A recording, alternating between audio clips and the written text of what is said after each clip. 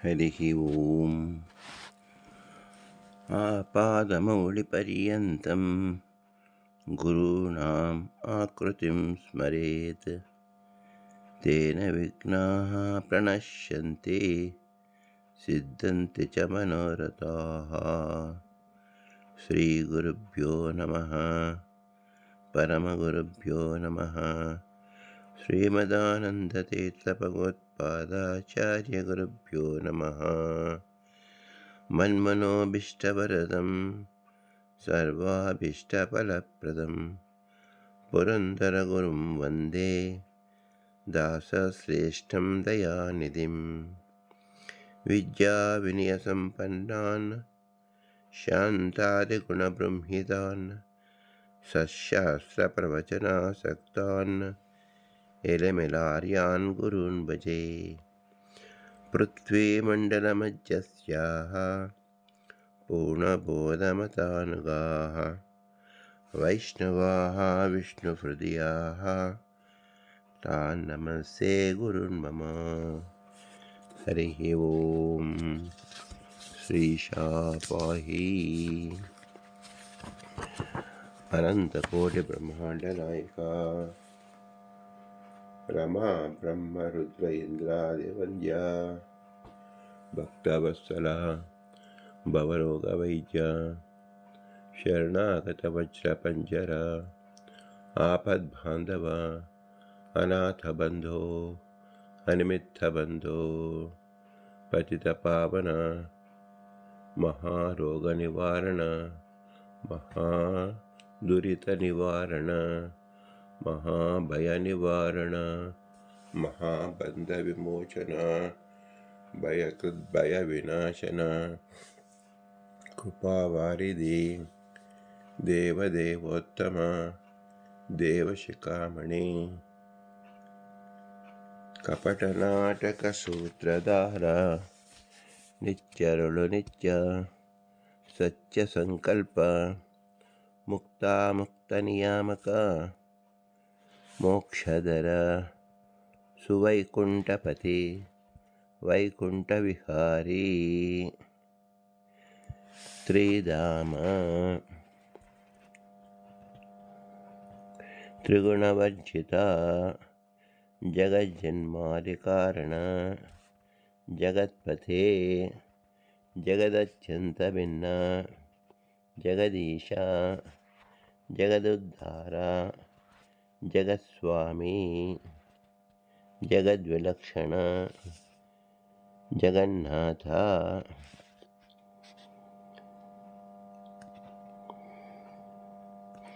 विश्वकुटुंबी विराटमूर्ति हे मंगलांग हे शुभांग परममंगलमूर्ति कोमलांग नीलमेघश्याम इंदुवदन बहुसुंदर इंदिरावंदितचरण वृकोदरवंद्य केशवादिरूप अजादिरूप विश्वादिरूप आत्मादिरूप अनिरुद्धादिरूप अन्नमयादिरूप अनेकमन्त्रप्रतिपाद्य सर्वसारभोक्ता अष्टैश्वर्यप्रदाता अष्टैश्वर्यप्रदाता अष्टैश्वर्यप्रदाता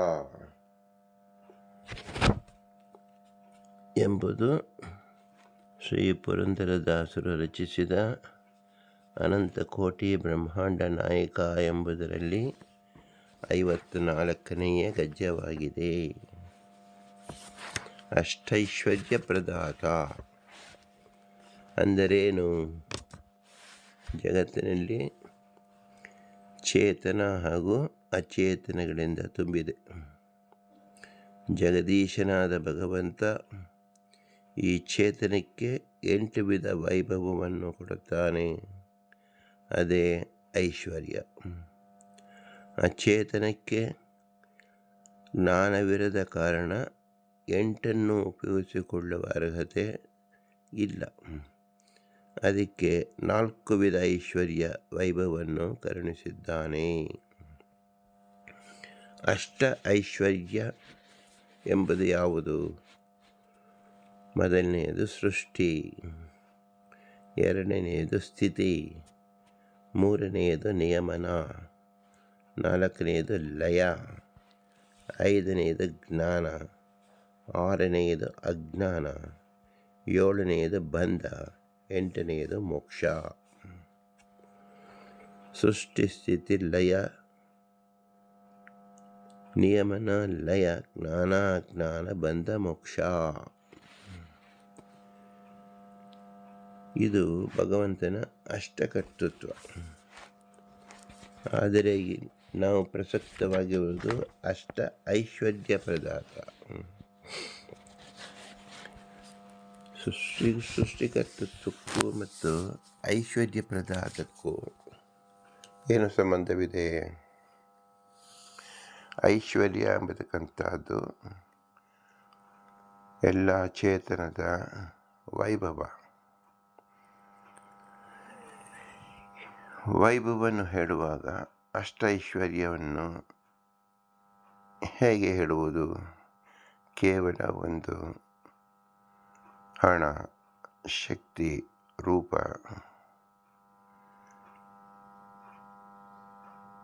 ಸಂಪತ್ತು, ಇದನ್ನು ನಾವು ಐಶ್ವರ್ಯ ಅಂತ ತಿಳಿದುಕೊಳ್ತೀವಿ ಸಾಮಾನ್ಯವಾಗಿ. ಆದರೆ ಇದನ್ನು ಆಚಿನ ಸ್ಥಿತಿ ಮತ್ತು ಈಚಿನ ಸ್ಥಿತಿ ಅದು ಸಹ ಐಶ್ವರ್ಯದಲ್ಲಿ ತುಂಬಿಸಬೇಕಾಗುತ್ತದೆ.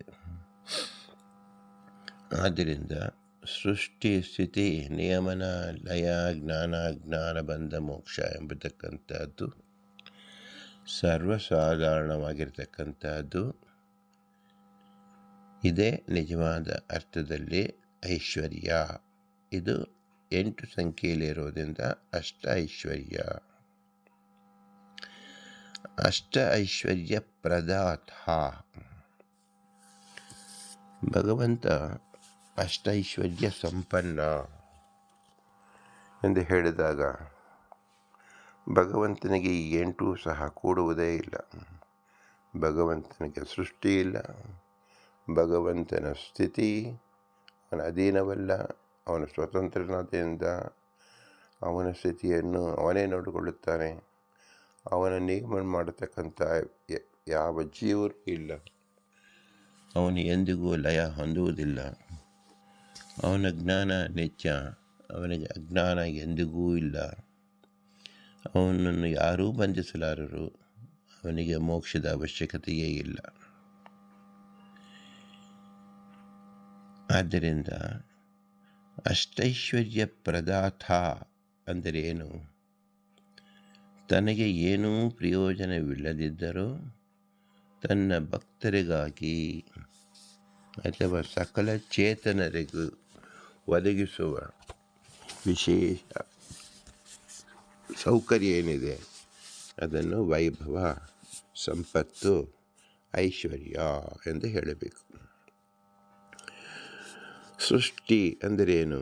ಅನಾದಿ ಕಾಲದಿಂದ ದುಃಖದಲ್ಲಿ ತಪ್ತರಾದ ಜೀವನ ಉದ್ಧಾರ ಮಾರ್ಗವೇ ಸೃಷ್ಟಿ. ಎಲ್ಲ ಜೀವರು ನಿತ್ಯರು. ಆದ್ದರಿಂದ ಇಲ್ಲಿ ಸೃಷ್ಟಿ ಎಂಬತಕ್ಕಂಥದ್ದು ಹೇಗೆ ಕೊಡುತ್ತದೆ ಎಂಬ ಪ್ರಶ್ನೆ ಹಾಕಿಕೊಂಡಾಗ ಭಗವಂತ ಅನಾದಿಯಾಗಿರ್ತಕ್ಕಂಥ ಜೀವರನ್ನು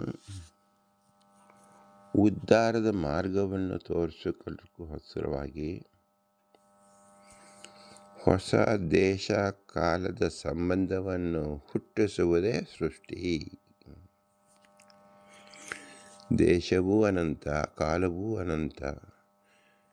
ದೇಶವೂ ಅನಾದಿ, ಕಾಲವೂ ಅನಾದಿ. ಇದೆಲ್ಲವನ್ನು ಪ್ರಕೃತಿ ಶಬ್ದದಿಂದ ನಾವು ಕರೆಯುತ್ತೇವೆ. ಪ್ರಕೃತಿಯಲ್ಲಿ ಲೀನವಾಗಿರತಕ್ಕಂಥದ್ದು ಅಂದರೆ ಪ್ರಕೃತಿಯ ಒಂದು ಅಂಗವಾಗಿರತಕ್ಕಂಥದ್ದು ಜೀವ. ಆದರೆ ಆ ಜೀವನಿಗೆ ಪ್ರಾಥಮಿಕವಾಗಿರತಕ್ಕಂಥ ತನ್ನ ಸ್ಥಿತಿ, ತನ್ನ ಪ್ರಯತ್ನ, ತನ್ನ ಇಚ್ಛಾ, ತನ್ನ ಪ್ರವೃತ್ತಿಯ ಜ್ಞಾನವನ್ನು ಹುಟ್ಟಿಸುವುದೇ ಸ್ಥಿತಿ ಎಂದು ಹೆಸರು.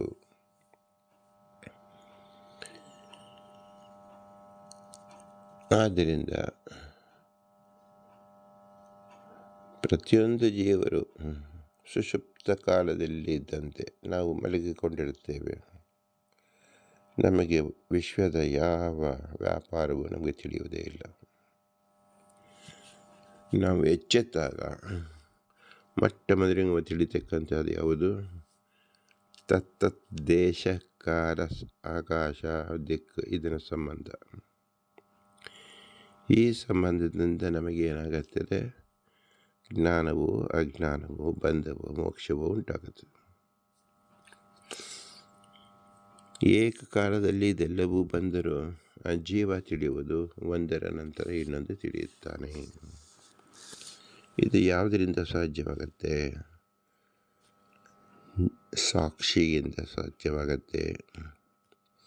ಸಾಕ್ಷಿ ಎಂಬತಕ್ಕಂತಹದ್ದು ಜೀವನೇ ಆಗಿದ್ದಾನೆ, ಜೀವನ ಸ್ವರೂಪವೇ ಆಗಿದೆ. ಆದ್ದರಿಂದ ತಾನಿದ್ದೇನೆ ತನ್ನ ಸ್ಥಿತಿಯನ್ನು ಅರಿತುಕೊಳ್ಳುವುದೇ ಸ್ಥಿತಿ ಎಂದು ಹೆಸರು. ಇದನ್ನು ಕೊಡುವ ಭಗವಂತ.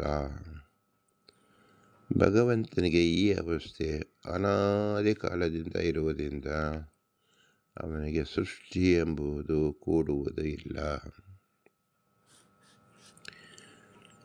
ಜಡ ಪದಾರ್ಥಗಳ ಸೃಷ್ಟಿ ಅಂದರೆ ವಿಕಾರ ಹೊಂದುವುದು.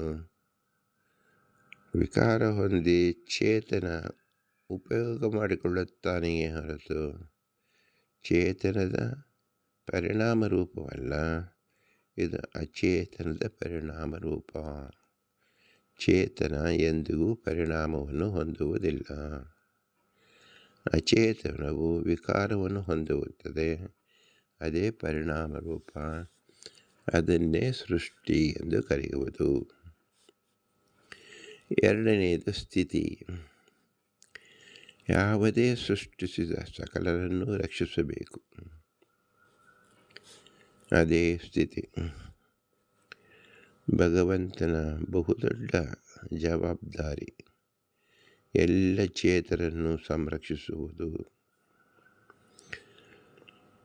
ದ್ರವ್ಯಂ ಕರ್ಮಶ್ಚ ಕಾಲಸ್ಯ ಸ್ವಭಾವೋ ಜೀವ ಏವ ಚ ಯದನುಗ್ರಹ ಸಂತಿ ನ ಸಂತಿ ಯದುಪೇಕ್ಷೆಯಃ. ಜೀವ ನಿತ್ಯ ಅಂತ ಅಂದರೂ ಸಹ ಭಗವಂತನ ಅನುಗ್ರಹ ರೂಪದಿಂದ ಮಾತ್ರ ಸಾಧ್ಯವಾಗಿರುವುದು. ಭಗವಂತ ಉಪೇಕ್ಷಿಸಿದರೆ ಯಾವ ನಿತ್ಯ ಪದಾರ್ಥವೂ ಸಹ ನಾಶವಾಗಬಹುದು, ಯಾವ ಜಡವೂ ಸಹ ಇಲ್ಲದೇ ಆಗಬಹುದು. ಆ ಶಕ್ತಿ ಇರ್ತಕ್ಕಂಥದ್ದು ಭಗವಂತನಿಗೆ. ಆದ್ದರಿಂದ ಸ್ಥಿತಿಕರ್ತ ಅಂದರೆ ಕೇವಲ ಭಗವಂತ. ಆದ್ದರಿಂದ ಸ್ಥಿತಿಗೆ ನಿಯಾಮಕ ವಿಷ್ಣು ಎಂದು ಜನಸಾಮಾನ್ಯರಲ್ಲಿ ಒಂದು ಪರಿಜ್ಞಾನವಿದೆ. ವಿಷ್ಣು ಎಂದರೆ ಸರ್ವತ್ರ ಸರ್ವದಾ ವ್ಯಾಪ್ತನಾಗಿರ್ತಕ್ಕಂಥವನು. ಯಾತಕ್ಕಾಗಿ ಸರ್ವದಾ ವ್ಯಾಪ್ತನಾಗಿದ್ದಾನೆ? ಸರ್ವಸ್ಥಳದಲ್ಲೂ ಚೇತನರು ಇದ್ದಾರೆ, ಸರ್ವಸ್ಥಳದಲ್ಲೂ ಅಚೇತನ ಪದಾರ್ಥವಿದೆ. ಅದನ್ನು ಸಂರಕ್ಷಣೆ ಮಾಡೋಕ್ಕೋಸ್ಕರವಾಗಿ ಭಗವಂತ ತಾನಿರಲೇಬೇಕಾಗಿತ್ತು. ಆ ರೂಪವನ್ನು ಚಿಂತಿಸುವುದೇ ವಿರಾಟ್ ರೂಪ ಅಥವಾ ವಿಷ್ಣು ರೂಪ. ವಿಶಲ್ ವ್ಯಾಪ್ತವು ಎಂಬತಕ್ಕಂಥದ್ದು ಸ್ಥಿತಿಯನ್ನು ತೋರಿಸೋಕ್ಕೋಸ್ಕರವಾಗಿ ವೇದದಲ್ಲಿ ಪರಿಚಯವಾಗಿರತಕ್ಕಂಥ ರೂಪ ವಿಷ್ಣು ರೂಪ. ಮೂರನೆಯದು ನಿಯಮನ. ಸ್ಥಿತಿ ಎಂಬುದಕ್ಕೂ ನಿಯಮನ ಎಂಬುದಕ್ಕೂ ಏನು ಸಂಬಂಧ? ನಿಯಮನ ಎಂದರೆ ಆಯಾ ಕಾಲಕ್ಕೆ ವಸತಿ ಆಹಾರವನ್ನು ಒದಗಿಸುವುದೇ ಆಗಿದೆ. ನಿಯಮನ ಅಂದರೆ ನಿಯತವಾಗಿ, ಎಲ್ಲ ದೇಶ ಕಾಲದ ನಿಯತವಾಗಿ, ಎಲ್ಲ ಜೀವರಿಗೆ ನಿಯತವಾಗಿ, ಎಲ್ಲ ಯೋಗ್ಯತಾ ಅಜೀವರ ಯೋಗ್ಯತಾ ನಿಯತವಾಗಿ, ಆಯಾ ಜೀವರಿಗೆ ಆಯಾ ಕಾಲಕ್ಕೆ ಅವರಿಗೆ ಯೋಗ್ಯವಾದ ವಸತಿ ಮತ್ತು ಆಹಾರವನ್ನು ಒದಗಿಸುವುದೇ ನಿಯಮನ ಎನಿಸುವುದು. ಇದು ಬಹುದೊಡ್ಡ ಜವಾಬ್ದಾರಿ. ಇದು ಬೇರೆ ಯಾವ ದೇವತೆಗಳಲ್ಲೂ ಯಾವ ಜೀವರಲ್ಲೂ ಊಹಿಸಿಕೊಳ್ಳಲು ಅಸಾಧ್ಯವಾದಂಥ ಅಪ್ರತಿಮವಾದ ವೈಭವ ರೂಪವಾದ ಸಂಪತ್ತು, ಶಕ್ತಿ ಅದಿರತಕ್ಕಂಥದ್ದು ಕೇವಲ ಭಗವಂತನಲ್ಲಿ. ಅದನ್ನು ಶಾಸ್ತ್ರದಲ್ಲಿ ಹೇಳುವುದು ನಿಯಮನ. ನಾಲ್ಕನೆಯದು ಲಯ.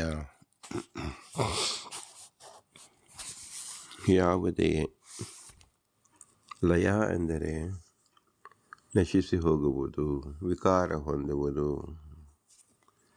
ನಿತ್ಯನಾದ ಜೀವನಿಗೆ ಲಯ ಎಂಬುದು ಕೂಡುವುದೇ ಇಲ್ಲ. ಹಾಗಾದರೆ ಇಲ್ಲಿ ಲಯ ಅಂದರೆ ಏನು?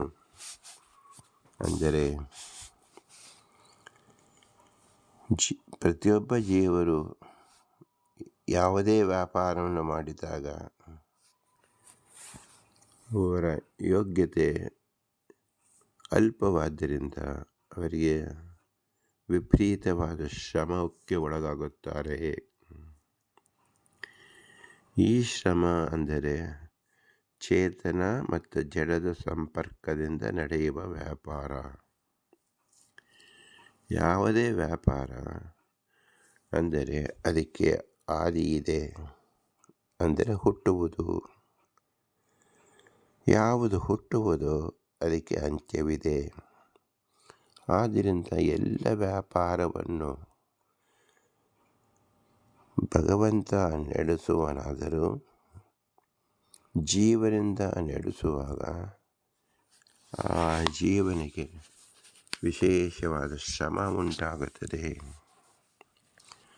ಅಂತಹ ಶ್ರಮಕ್ಕೆ ಉಪಶಮನ ರೂಪವಾಗಿ ಬರುವುದೇ ಲಯ.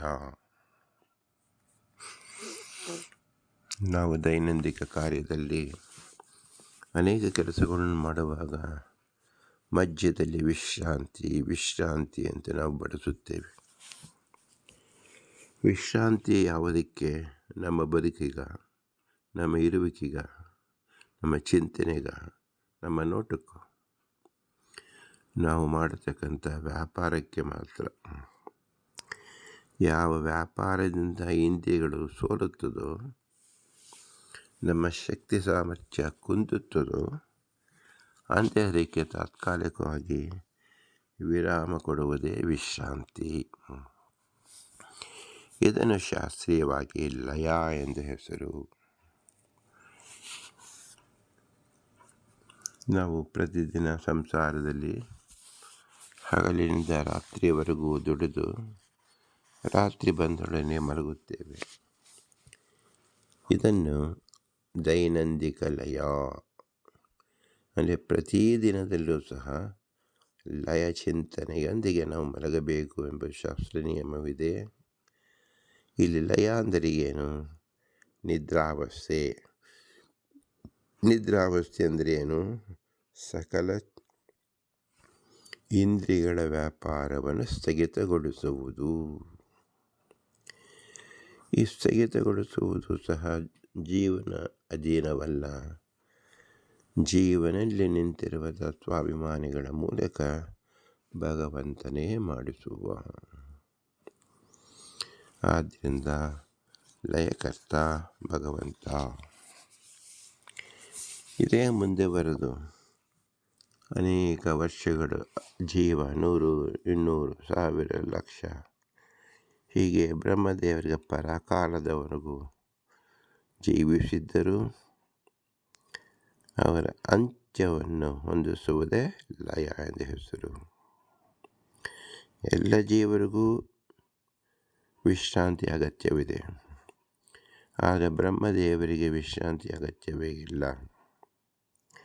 ಅವರಿಗೆ ಲಯ ಎಂಬತಕ್ಕಂಥದ್ದು ಹೇಗೆ ಕೊಡುತ್ತೆ? ಏಕೆಂದರೆ ಲಯ ಎಂಬತಕ್ಕಂಥದ್ದು ಎಲ್ಲ ಜೀವರಿಗೂ ಅನ್ವಯವಾಗುವುದರಿಂದ ಅಮುಕ್ತ ಜೀವರೆಲ್ಲರಿಗೂ ಲಯ ಹೊಂದಿಸಬೇಕು. ಲಯ ಎಂಬುದು ವಿಶ್ರಾಂತಿ ದ್ಯೋತಕ. ಮುಖ್ಯ ಪ್ರಾಣನಿಗೆ, ಬ್ರಹ್ಮದೇವರಿಗೆ, ವಾಯುದೇವರಿಗೆ ವಿಶ್ರಾಂತಿ ಅಗತ್ಯವೇ ಇಲ್ಲ. ಅವರಿಗೆ ಲಯ ಹೇಗೆ ಅಂದರೆ, ಅವರು ಲಿಂಗ ಶರೀರ ಎಂಬತಕ್ಕಂಥ ಏನಿದೆ ಅದು ದಗ್ಧ ಪಟಾಯಮಾನವಾಗಿದೆ. ಆ ದಗ್ಧ ಪಟಾಯಮಾನವಾಗಿರತಕ್ಕಂಥ ಲಿಂಗ ಶರೀರದಿಂದ ಹೊರಗೆ ಬರುವುದೇ ಲಯ ಎಂಬುದು. ಎಲ್ಲರಿಗೂ ತಮ್ಮ ಸ್ವರೂಪ ದರ್ಶನವಾಗುವುದು ಮೋಕ್ಷ. ಅದಕ್ಕೆ ಬಂಧಕವಾಗಿರುವುದು ಲಿಂಗ ಶರೀರ.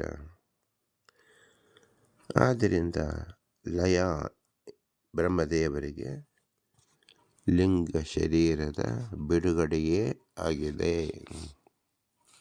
ಅದು ಪರಾಕಾಲದಲ್ಲಿ ನರಸಿಂಹದೇವರಿಂದ ಏರ್ಪಡುವುದು. 5ನೇದು ಜ್ಞಾನ. ಜೀವರಿಗೆ ಹಾಗೂ ತನ್ನ ಪರಿಸರದ ತಿಳುವಳಿಕೆ ಕೊಡುವುದು ಜ್ಞಾನ. ಜ್ಞಾನ ಎಂಬುದು 2 ವಿಧ: ಸಾಧಾರಣ ಜ್ಞಾನ, ತನ್ನ ಪರಿಸರದಿಂದ ಜ್ಞಾನ; ವಿಶೇಷ ಜ್ಞಾನ, ಅಪರೋಕ್ಷ ಜ್ಞಾನ. ಬಾಹ್ಯ ಇಂದ್ರಿಯದಿಂದ ಬರತಕ್ಕಂಥ ಜ್ಞಾನ ಪ್ರತ್ಯಕ್ಷ ಅನುಮಾನದಿಂದ ವೆಜ್ಜವಾಗಿ ವ್ಯಾಪಾರವನ್ನು ಮಾಡುತ್ತೇವೆ. ಆದರೆ ಸ್ವರೂಪದಿಂದ ಬರತಕ್ಕಂಥ ಜ್ಞಾನ ಅದು ಅಪರೋಕ್ಷ ಜ್ಞಾನ. ಅದಕ್ಕೆ ಸಾಕ್ಷಾತ್ಕಾರ ಎಂದು ಹೆಸರು.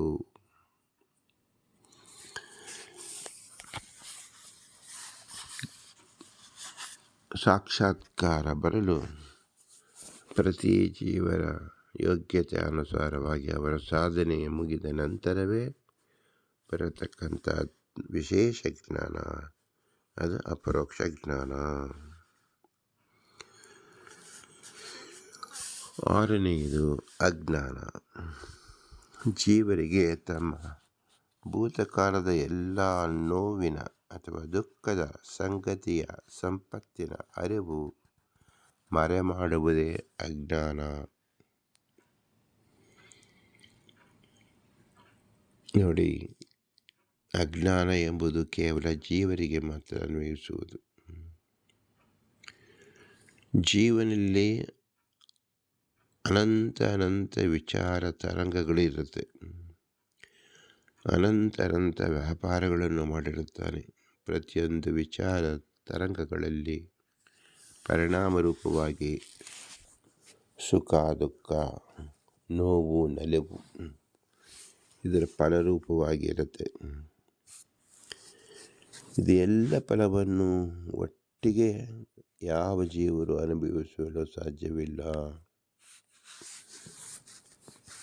ಭಗವಂತ ಅಜ್ಞಾನ ರೂಪವಾದ ವರ. ಇದರಿಂದ ಆ ಕಾಲಕ್ಕೆ ಕೇವಲ ಒಂದು ವ್ಯಾಪಾರ, ಒಂದು ಚಿಂತನೆಯಿಂದ ಉಂಟಾದ ಫಲವನ್ನು ಮಾತ್ರ ಅನುಗ್ರಹಿಸಿ ಬೆಟ್ಟದಂತಿರುವ ಉಳಿದ ಅನೇಕ ಫಲಗಳನ್ನು ಗೋಚರಿಸುವುದೇ ಇಲ್ಲ. ಅದರ ಬಗ್ಗೆ ದಿವ್ಯ ನಿರ್ಲಕ್ಷ್ಯವನ್ನು ಕೊಟ್ಟಿರುತ್ತಾನೆ. ಅದನ್ನು ಅಜ್ಞಾನ ಎಂದು ಹೆಸರು. ಜೀವನ ಯೋಗ್ಯತೆ ಅಲ್ಪನಿಗೆ ಅವನ ಯೋಗ್ಯತೆ ಮೀರಿ ಅವನ ಭಾರವನ್ನು ಅವನು ಹೊತ್ತುಕೊಳ್ಳಲಾರ. ಅವನ ಚಿಂತನೆಯಲ್ಲಿ ಇರಲಾರದು. ಭಗವಂತ ಎಲ್ಲ ದುಃಖವನ್ನು ಒಟ್ಟಿಗೆ ಕೊಟ್ಟರೆ ಅನುಭವಿಸಲು ಸಾಧ್ಯವಿಲ್ಲ. ಎಲ್ಲ ಸುಖವನ್ನು ಒಟ್ಟಿಗೆ ಕೊಟ್ಟರೂ ಅನುಭವಿಸಲು ಸಾಧ್ಯವಿಲ್ಲ. ಆದ್ದರಿಂದ ನಿಯಮನ ಮಾಡಿದಂತೆ ಭಗವಂತ ಅಜ್ಞಾನವನ್ನು ಕೊಡುವುದರಿಂದ ಏತತ್ಕಾಲ ಸಂಬಂಧದಲ್ಲಿ ಮಾತ್ರ ಕಿಂಚಿತ್ ರೂಪವಾದ ಸುಖಾದ ದುಃಖದ ಅನುಭವವನ್ನು ಮಾತ್ರ ಭಗವಂತ ಕೊಡುತ್ತಾನೆ. ಉಳಿದೆಲ್ಲದಕ್ಕೂ ಒಂದು ಮರೆ ಅರಿವು ಹಾಕಿರುತ್ತಾನೆ. ಅರಿವು ಬರದಂತೆ ಒಂದು ಮರೆ ಮಾಡುತ್ತಾನೆ. ಅದರ ಹೆಸರೇ ಅಜ್ಞಾನ. 7ನೇದು ಬಂಧ. ಸಂಸಾರವೆಂಬುದು ಹುಟ್ಟು, ಬದುಕು, ಸಾವು ಎಂಬ ಚಕ್ರಕ್ಕೆ ಹಾಕುವುದೇ ಬಂಧನ. ಇದು ನಿತ್ಯ ನಿರಂತರ. ಇದು ಯಾತಕ್ಕಾಗಿ ಹಾಕುತ್ತಾನೆ ಅಂದರೆ ಆಯಾ ಜೀವರು ಮಾನಸಿಕವಾಗಿ ತಮ್ಮಲ್ಲಿ ಹಾಕಿಕೊಂಡ ಅನಾದಿ ಕಾಮಕರ್ಮಗಳು. ಆ ಪ್ರತಿಯೊಂದು ಕಾಮಕರ್ಮಗಳು ವ್ಯಾಪಾರ ಪ್ರದರ್ಶನವಾಗಿ ಪ್ರತ್ಯಕ್ಷವಾಗಿ ಕಾರ್ಯರೂಪಕ್ಕೆ ಬರಬೇಕಾಗುತ್ತದೆ. ಕಾರ್ಯರೂಪಕ್ಕೆ ಬಂದಾಗ ಅದರಿಂದ ಸುಖ ದುಃಖಗಳನ್ನು ಹೊಂದಬೇಕಾಗುತ್ತದೆ. ಈ ಪ್ರತಿ ಜೀವರ ಅನಾದಿ ಕಾಮಕರ್ಮಗಳು ಅನಂತ ಸಂಖ್ಯೆಯಲ್ಲಿ ಇರುವುದರಿಂದ ಅದನ್ನು ಬಗೆಹರಿಸಿಕೊಳ್ಳಲು, ಅದನ್ನು ಉಪಮರ್ದನ ಮಾಡಿಕೊಳ್ಳಲು, ಅಥವಾ ಅದನ್ನು ಉಪಯೋಗಿಸಿಕೊಳ್ಳಲು, ಅಥವಾ ಅದನ್ನು ಭೋಗಿಸಲು, ಅದನ್ನು ಉಣ್ಣಲು ಭಗವಂತ ಏನು ಮಾಡುತ್ತಾನೆ? ಬಂಧನದಲ್ಲಿ ಇಡುತ್ತಾನೆ. ಆ ಬಂಧನ ಅಂದರೆ ಯಾವುದು? ಸಂಸಾರ. ಸಂಸಾರ ಅಂದರೆ ಏನು? ಹುಟ್ಟುವುದು, ಬದುಕಿರುವುದು, ಸಾಯುವುದು. ಇದು 3 ಬಂಧನ. ಹುಟ್ಟಿದೆಲ್ಲವೂ ಸಾಯಬೇಕು. ಹುಟ್ಟು ಸಾವಿನ ಮಧ್ಯೆ ಇರುವುದು ಬದುಕು. ಆ ಬದುಕಿನಲ್ಲಿ ಅನಾದಿಯಾದ ಕಾಮಕರ್ಮಗಳನ್ನು ಅನುಭವಿಸಬೇಕು. ನಮ್ಮ ಅನಾದಿಯಾದ ಕಾಮಕರ್ಮ ಎಷ್ಟಿದೆ? ಯಾವ ಜೀವರಿಗೂ ಅದರ ಅರಿವು ಇಲ್ಲ. ಆದ್ದರಿಂದ ಎಷ್ಟು ಬಂಧನ, ಎಷ್ಟು ಸಂಸಾರದಲ್ಲಿ, ಎಷ್ಟು ಯೋನಿಗಳಲ್ಲಿ ಎಷ್ಟು ಸಾರಿ ಬರಬೇಕು ಕೇವಲ ಭಗವಂತನಿಗೆ ತಿಳಿದಿರುವುದು. ಇದನ್ನು ನಿಯಮನ ಮಾಡತಕ್ಕಂಥ ಭಗವಂತ ಅಪರೋಕ್ಷವಾದಾಗ ಆಯಾ ಜೀವರಿಗೆ ಅದನ್ನು ತಿಳಿಸುತ್ತಾನೆ ಮತ್ತು ನಿವಾರಣೆ ಮಾಡುತ್ತಾನೆ. ಅದನ್ನು ಉಪಮರ್ದನ ಎಂದ ಹೆಸರು. ಆದರೆ ಯಾವ ಪ್ರಾರಬ್ಧ ರೂಪವಾಗಿ ಕಾಮಕರ್ಮಗಳು ಅನುಭವಕ್ಕೆ ಸಿದ್ಧವಾಗಿರುತ್ತದೋ ಅದನ್ನು ಅನುಭವಿಸಲೇಬೇಕು. ಅದನ್ನು ಸಹ ಅಪರೋಕ್ಷ ಜ್ಞಾನದಲ್ಲಿ ಭಗವಂತ ಪರಿಚಯ ಮಾಡಿಕೊಡುತ್ತಾನೆ. ಆದ್ದರಿಂದ ಕೆಲವು ಜೀವರು ಭಗವಂತನ ಪ್ರೇರಣೆಯಂತೆ ಒಂದೇ ಜನ್ಮದಲ್ಲಿ 50 ಜನ್ಮ, 10 ಜನ್ಮ, 100 ಜನ್ಮಕ್ಕೆ ಅನುಭವಿಸಬಹುದಾದಂಥ ಸುಖ ಅಥವಾ ದುಃಖವನ್ನು ಅನುಭವಿಸಿ ಮೋಕ್ಷವನ್ನು ಅಂದರೆ ಬಂಧನದಿಂದ ಬಿಡುಗಡೆಯನ್ನು ಅಪೇಕ್ಷಿಸುತ್ತಾರೆ. ಇದನ್ನು ಬಂಧ ಎಂದು ಹೆಸರು. 8ನೇದು ಮೋಕ್ಷ. ಸಾಧನೆ ಪೂರೈಸಿ ಸ್ವಯೋಗ್ಯತಾ ಪೂರ್ಣ ಸುಖವನ್ನು ನಿರಂತರ ಕೊಡುವುದಕ್ಕೆ ಮೋಕ್ಷ ಎಂದು ಹೆಸರು. ಸಾಧಾರಣವಾಗಿ ಮೋಕ್ಷ ಅಂದರೆ ಏನು? ಬಿಡುಗಡೆ. ಯಾವುದರಿಂದ ಬಿಡುಗಡೆ? ಬಂಧನದಿಂದ ಬಿಡುಗಡೆ. ಬಂಧನ ಯಾರಿಂದ ಆಯಿತು? ಭಗವಂತ ಬಂಧನವನ್ನು ಆಯಾ ಜೀವರ ಅನಾದಿ ಕಾಮಕರ್ಮವನ್ನು ನಿಮಿತ್ತ ಮಾಡಿಕೊಂಡು ಬಂಧಿಸಿದ್ದಾನೆ. ಅಂದರೆ ಇದಕ್ಕೆ ಮೂಲ ವಸ್ತು ಆಯಾ ಜೀವರ ಕಾಮಕರ್ಮಗಳು. ಭಗವಂತನ ಪ್ರಯೋಗ ಮಾಡಿದ ಅಸ್ತ್ರ ಬಂಧನ. ಈ ಅಸ್ತ್ರವನ್ನು ವಿಮೋಚನೆ ಮಾಡುವುದೇ ಮೋಕ್ಷ, ಬಿಡುಗಡೆ. ಇದು ಎಲ್ಲ ಜೀವರಿಗೂ ಉಂಟು. ಬಿಡುಗಡೆಯಾದವರು ಕೆಲವರು ಮೋಕ್ಷಕ್ಕೆ ಹೋಗಿ ನಿತ್ಯವಾದ ಅನಂತವಾದ ಸುಖವನ್ನು ಹೊಂದುತ್ತಾರೆ. ಮತ್ತು ಕೆಲವರು ಮಿಶ್ರವಾದ ಸುಖ ದುಃಖದ ಲೋಕಕ್ಕೆ ಹೊರಡುತ್ತಾರೆ. ಮತ್ತು ಕೆಲವರು ನಿತ್ಯ ದುಃಖ ರೂಪವಾದ ಅಂಧಂ ತಮಸ್ಸವನ್ನು ಕುರಿತು ಹೊರಡುತ್ತಾರೆ. ಇದು ಆಯಾ ಜೀವರ ಯೋಗ್ಯತೆ. ಇದು ಅತ್ಯಂತ ಕ್ಲುಪ್ತವಾಗಿ ಭಗವಂತನ ಆದೇಶದಂತೆ ಭಗವಂತ ನಿಯಮನ ಮಾಡುತ್ತಿರುತ್ತಾನೆ. ಆದ್ದರಿಂದ ಮೋಕ್ಷ ಎಂಬುದು ಎಲ್ಲರಿಗೂ ಉಂಟಾದರೂ ಕೆಲವರಿಗೆ ಸುಖರೂಪ, ಕೆಲವರಿಗೆ ಮಿಶ್ರರೂಪ, ಕೆಲವರಿಗೆ ದುಃಖರೂಪ. ಇದು ಆಯಾ ಜೀವರ ಯೋಗ್ಯತೆ ತಾರತಮ್ಯ ಎನಿಸುವುದು. ಇದು ಅನಾದಿ ನಿತ್ಯವಾದುದು. ಹೀಗೆ ಸೃಷ್ಟಿ, ಸ್ಥಿತಿ, ನಿಯಮನ, ಲಯ, ಜ್ಞಾನ, ಅಜ್ಞಾನ, ಬಂಧ, ಮೋಕ್ಷ ಎಂಬತಕ್ಕಂಥ 8 ಸ್ಥಿತಿ ಏನಿದೆ, ಇದೇ ವೈಭವ. ಇದನ್ನು ಐಶ್ವರ್ಯ ಎಂದ ಹೆಸರು. ಇದನ್ನು ಕೊಡತಕ್ಕಂಥವನು ಭಗವಂತ. ಹೀಗೆ ಸಾಧಕ ಜೀವನ ಉದ್ದೇಶಿಸಿ ಭಗವಂತ ಕಾರುಣ್ಯವನ್ನು ತಿಳಿಸಿದ್ದಾರೆ. ಮೊದಲು 4 ಜಡಕ್ಕೆ ಅನ್ವಯಿಸುವುದು. ಅಂದರೆ ಅದರ ಅಭಿಮಾನಿ ಜೀವರ ಬಾಹ್ಯ ಶರೀರವೆಂದು ತಿಳಿಯಬೇಕು. ಜಡಕ್ಕೆ ಸ್ಥಿತಿ ಮತ್ತು ವಿಕಾರ, ಮೌಲ್ಯವರ್ಧನೆ, ಮೌಲ್ಯ ಅಪವರ್ಧನೆ ಮಾತ್ರವೇ ಜೀವರ ದೃಷ್ಟಿಯಿಂದ ತಿಳಿಯತಕ್ಕದ್ದು. ಸರ್ವವು ಭಗವಂತನ ಅಧೀನ ಎಂಬುದೇ ಮಹಾ ತಾತ್ಪರ್ಯ. ಜೀವರಲ್ಲಿ ಉತ್ತಮರಾದ ಸಾತ್ವಿಕರು, ಮಧ್ಯಮರಾದ ರಾಜಸರು, ಅಧಮರಾದ ತಾಮಸರು ಆಯಾ ಜೀವರ ಯೋಗ್ಯತಾನುಸಾರಿ ಐಶ್ವರ್ಯ ಪ್ರದಾತ ಭಗವಂತ. ಇದನ್ನು ಐಶ್ವರ್ಯ ಪ್ರದಾತ ಎಂಬತಕ್ಕದ್ದಾಗಿ ಹೇಳಿದ್ದಾರೆ. ಅಷ್ಟ ಎಂಬತಕ್ಕಂಥದ್ದು, ಅಷ್ಟು ಎಂಬತಕ್ಕಂಥದ್ದು ಸಾತ್ವಿಕರಿಗೂ, ಅಷ್ಟೇ ಎಂಬತಕ್ಕಂಥದ್ದು ರಾಜಸರಿಗೂ, ಅಷ್ಟೇ ಐಶ್ವರ್ಯ ಎಂಬುದು ತಾಮಸರಿಗೆ ಹೇಳಬಹುದು. ಹೀಗೆ ದಯ ಪಾಲಿಸುವುದು. ಇದರಲ್ಲಿ ಪಕ್ಷಪಾತವಿರುವುದಿಲ್ಲ, ಕೊಡಬೇಕಾದನ್ನು ಕೊಡದೇ ಇರುವುದಿಲ್ಲ, ಎಲ್ಲವೂ ಕ್ಲುಪ್ತವಾಗಿರುತ್ತದೆ ಎಂಬುದನ್ನು ತಿಳಿಯಬೇಕು. ಈಶ್ವರನ ಪ್ರಸಾದಕ್ಕೆ ಅಷ್ಟಕರ್ತೃತ್ವ ಭಗವಂತನಲ್ಲಿ ಎಂದು ಒಪ್ಪಿದವರಿಗೆ ಮಾತ್ರವೇ ಉಂಟಾಗುವುದು. ಬಂಧನ ತಿಳುವಳಿಕೆಗೆ, ಬಿಡುಗಡೆಗೆ ಪರಿಹಾರ. ಇದರಂತೆ ಉಳಿದ ಐಶ್ವರ್ಯದ ವೈಭವವನ್ನು ತಿಳಿಯತಕ್ಕದ್ದು. ಕನ್ಯಾದಾನ ಮಾಡಿದವರಿಗೆ ಯೋಗ್ಯ ಕನ್ಯಾದಾನವೇ ಪ್ರಾಪ್ತಿ, ಯೋಗ್ಯ ಕನ್ಯಾ ಪ್ರಾಪ್ತಿಯೇ ಫಲವು ಎಂಬಂತೆ ಎಲ್ಲ ವೈಭವವು ಭಗವಂತನಿಂದಲೇ ಪ್ರಾಪ್ತವಾಗುವುದು. ಇದು ಅಷ್ಟೈಶ್ವರ್ಯ ಪ್ರದಾತ ಎಂಬತಕ್ಕಂಥದ್ದು ಭಗವಂತನ ವಿಶೇಷ ಮಹಿಮೆ.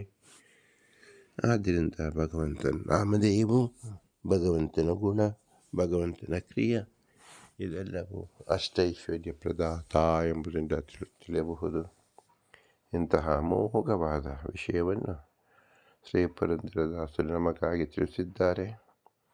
ಅವರ ವಿಶೇಷ ಕಾರುಣ್ಯಕ್ಕಾಗಿ ಅವರಿಗೆ ನಾವು ಭೂಯಿಷ್ಠಾಂತೆ ನಮ್ಮ ಮುಕ್ತಿ ವಿಧೇಯಮ ಎಂದು ಹೇಳಿ ನಮಸ್ಕರಿಸಿ ಅವರ ಅಂತರ್ಯಾಮಿಯಾದ ಪುರಂದರ ವಿಠಲ ನಮ್ಮೆಲ್ಲರಿಗೂ ಅಷ್ಟೈಶ್ವರ್ಯದ ನಿಜವಾದ ಅರ್ಥವನ್ನು ತಿಳಿಸುವಂತಾಗಲಿ ಮತ್ತು ನಮ್ಮ ಸ್ವರೂಪ ಸುಖ ಮೋಕ್ಷವನ್ನು ಕೊಡಿಸುವಂತಾಗಲಿ ಎಂದು ಪ್ರಾರ್ಥಿಸೋಣ. ಭಾರತೀಯ ಮಕ್ಕೆ ಪ್ರಾಣಾಂತರಿತ ಶ್ರೀಕೃಷ್ಣ ಅರ್ಪಣಮಸ್ತು. ಹರಿ ಓಂ, ಹರಿ ಓಂ, ಹರಿ ಓಂ.